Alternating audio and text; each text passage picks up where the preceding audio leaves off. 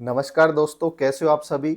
मैं संदीप नागर आज एक और मोटिवेशनल स्टोरी लेके आपके बीच में आया हूँ ताकि आप इसे सुने, अपनी लाइफ में ऐड करें तो आपको ज़रूर फायदेमंद देगी। आज अपन बात करेंगे कि हम किसी लक्ष्य को प्राप्त करने के लिए कोशिश तो करते हैं, लेकिन कहीं ना कहीं फिर हम पीछे रह जाते हैं या फिर हम उनसे दूर हो जाते हैं, सोचते हैं कि चलो हो जाएगा, मतलब हल्के में ले लेते हैं। तो इसके पीछे का सिर्फ एक ही कारण होता है कि हमारा क्यों, वाय कहीं ना कहीं कमजोर है। मतलब कि हम ये भूल जाते हैं कि हमने शुरू क्यों किया था। कहीं ना कहीं हम उस कारण पर टिके नहीं रहते कि सोचा तो ये था कि इससे मैं ये करूंगा, लेकिन फिर अब ठहर जाता हूं यहीं। इसी पे बात करेंगे।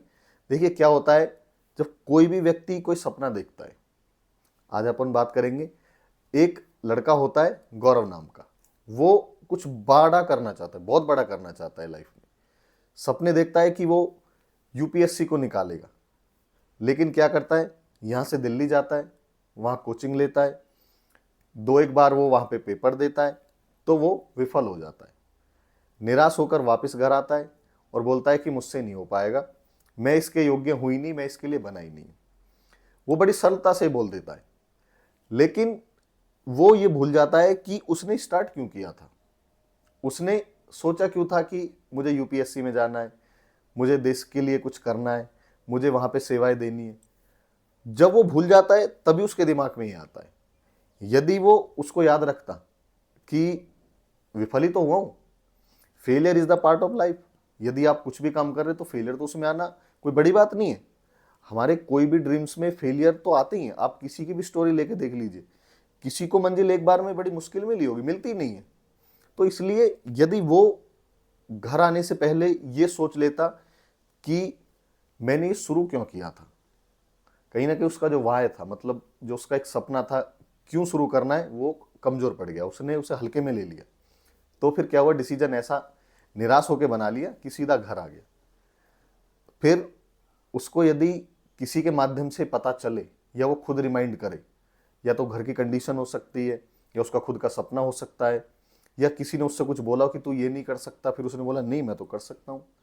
तो फिर उसने स्टार्ट किया था उसको लेके कि मुझे ये चीज़ अचीव करनी है। वही चीज़ उसको रिमाइंड कराई जाती है, उसको बताई जाती है कि आप इसके लिए नहीं बने हो भाई, आप ऐसे नहीं छोड़ सकते, आपको ये करना है। तो फिर वो उस चीज़ को लेके अपने आप को प्रिपेयर करता है, दोहराता है, समझाता है अपने आप को कि हाँ मुझे ये बस मैं बोल ही दिया हूँ, मैं क्विट कर ही रहा हूँ, लेकिन मुझे करना है। तो क्या हुआ, उसका वाह हमने स्ट्रांग कर दिया, उसको जागृत कर दिया जिसको भूल रहा था। और कहीं ना कहीं वो खुद से भी ये होना चाहिए कि हम इसको बहुत हल्के में ले जाते कभी कभी। सेम यही हुआ, उसको ऐसे ही पंप अप किया गया, मोटिवेट किया गया। सच्चाई जो थी उसी को लेके। असली मोटिवेशन वही होता है जो खुद से आता है। किसी की सुन के तो 10-5 मिनट ही मोटिवेट रह सकते हो। वो वाह उसका स्ट्रांग हुआ, वो वापस गया, फिर एग्जाम दिया, फिर फेल हुआ, लेकिन अगेन ट्राई किया तो वो पास हो गया। और फिर वो एक अच्छे पद पर उसका चयन भी हो गया और वो नौकरी पा भी गया।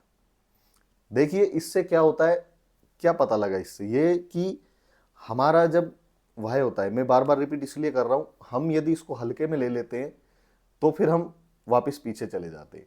और यदि इसको मजबूताई में रखते हैं कि करना ही करना है, शुरू क्यों किया था वो मुझे पता है, तो फिर हम जीत जाते हैं। जैसे आज गौरव जीत गया इस कहानी में।